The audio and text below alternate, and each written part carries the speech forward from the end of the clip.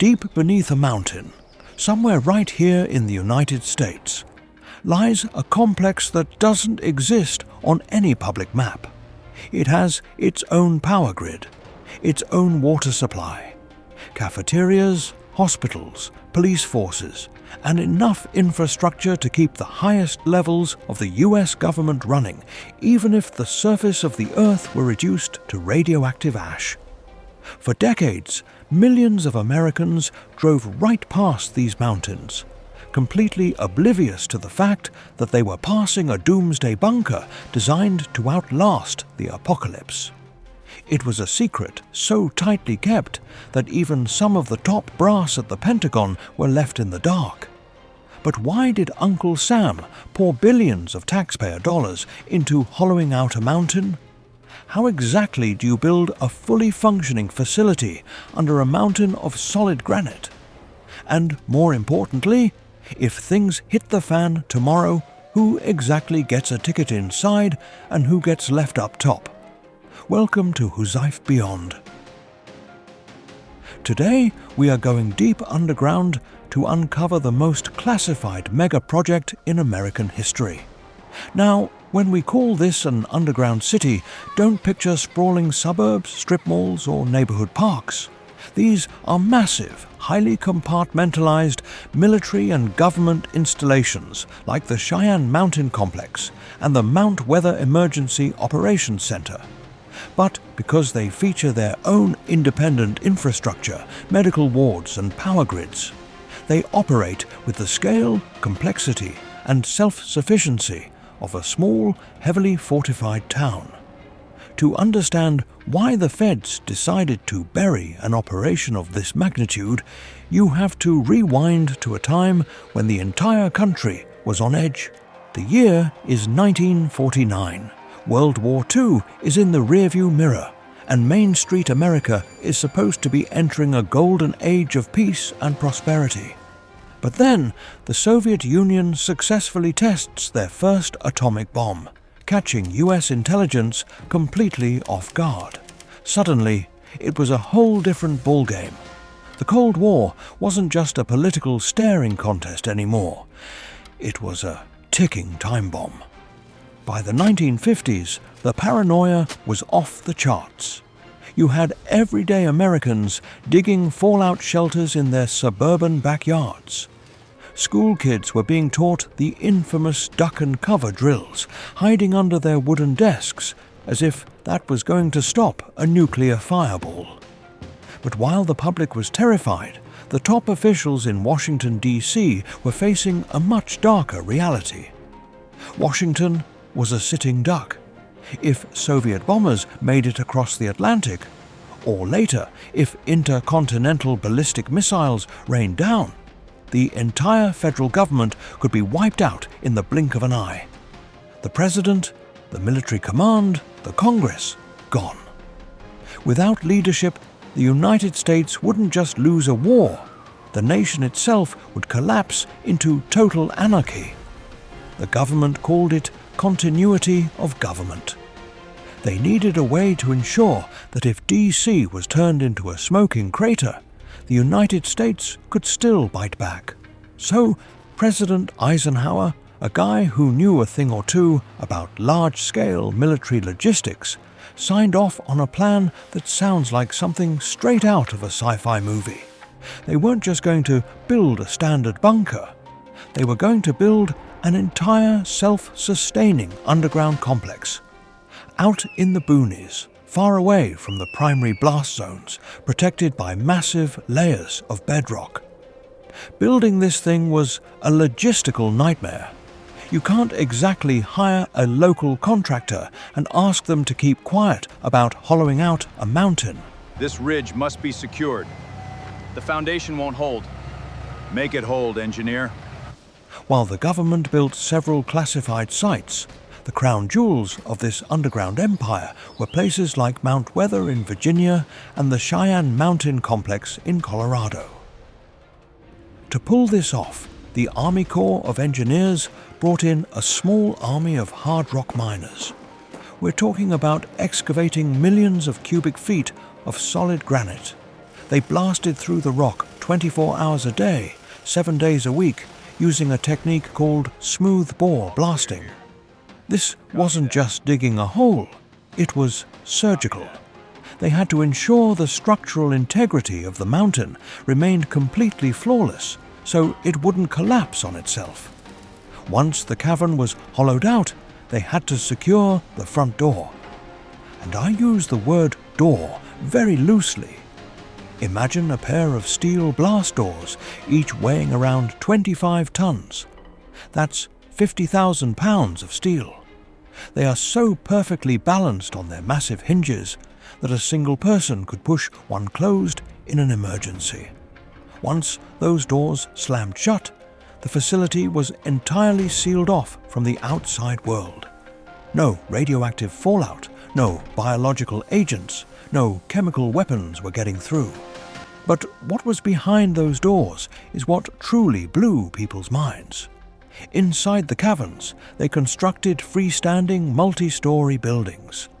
Let me repeat that. There were entire office buildings constructed inside the mountain. They had grid-style layouts connecting the sectors. They had massive cafeterias capable of feeding thousands of people for months on end. They built medical facilities with surgical capabilities, pharmacies, and dental clinics. They had dormitories, secure communication centers, and even an underground police force to keep the peace when cabin fever inevitably set in. If you were inside, surrounded by bright fluorescent lights and painted walls, you might almost forget you were buried deep beneath tons of rock. Until, of course, you realized why you were there in the first place. It's one thing to build an underground bunker. It is a completely different beast to build one that can survive the punishing seismic shock of a multi-megaton nuclear warhead detonating nearby. The engineers knew that if a nuke hit the surface directly above them, the shockwave traveling through the Earth would cause artificial earthquakes. If the buildings inside were bolted directly to the rock floor, the seismic shock would shatter them like glass. So, they did something incredibly brilliant. They built the internal structures on massive, heavy-duty industrial shock absorbers. We're talking about steel springs weighing about 1,000 pounds each. The internal structures effectively float. If a bomb went off upstairs, the buildings would just bounce and sway, absorbing the kinetic energy without taking catastrophic structural damage. Then there was the problem of the EMP, the electromagnetic pulse generated by a nuclear blast that fries anything with a circuit board. To counter this, crucial sectors of the complex were heavily shielded, effectively acting as massive Faraday cages. Thick steel plates and copper mesh lined the walls of sensitive areas, designed to ensure that critical communication computers and radar systems didn't get zapped into high-tech paperweights. But surviving the blast is only day 1. What happens on day 30? Or day 90? An underground facility needs to breathe, drink, and stay warm. To solve the air problem, they installed state-of-the-art air filtration systems. Massive blast valves were designed to snap shut. The millisecond a change in air pressure was detected outside, sealing the bunker off from the radioactive atmosphere. Once sealed, the bunker relied on its own internal scrubbers to keep the air breathable. For water, they hit the jackpot. While excavating places like Cheyenne Mountain, the miners actually struck an underground spring. They harnessed it, creating a subterranean reservoir that holds a massive supply of fresh water. And for power, they brought in massive locomotive diesel engines. They stored vast reserves of diesel fuel in carved-out rock basins. This operation was completely off the grid. While the surface burned, the underground complex would have cold AC, hot coffee, and fully powered command centers. Now you might be asking, how in the world do you keep a mega project of this scale a secret from the American public? For decades, they managed to do exactly that. The government is notoriously leaky, but the existence of these continuity of government bunkers was guarded with lethal seriousness. Everyone who worked on the sites, from the lead architects down to the guys pouring the concrete, was slapped with ironclad non-disclosure agreements and sworn to secrecy under the threat of federal prison. But if you lived out in the boonies near one of these sites, you definitely knew something weird was going on. Locals in places like Berryville, Virginia, near Mount Weather, would see fleets of unmarked black buses rolling through their sleepy towns in the dead of night. They saw massive power lines leading into the sides of mountains where there were no houses. The feds used standard cover stories. They'd tell the public it was just a weather testing facility or a standard military supply depot. And, for the most part, the public bought it. It wasn't until December of 1974 that the veil of secrecy finally slipped. TWA Flight 514 tragically crashed into a mountain in Virginia, right near the Mount Weather facility. When journalists rushed to the crash site, they noticed a massive, heavily armed federal installation that officially did not exist.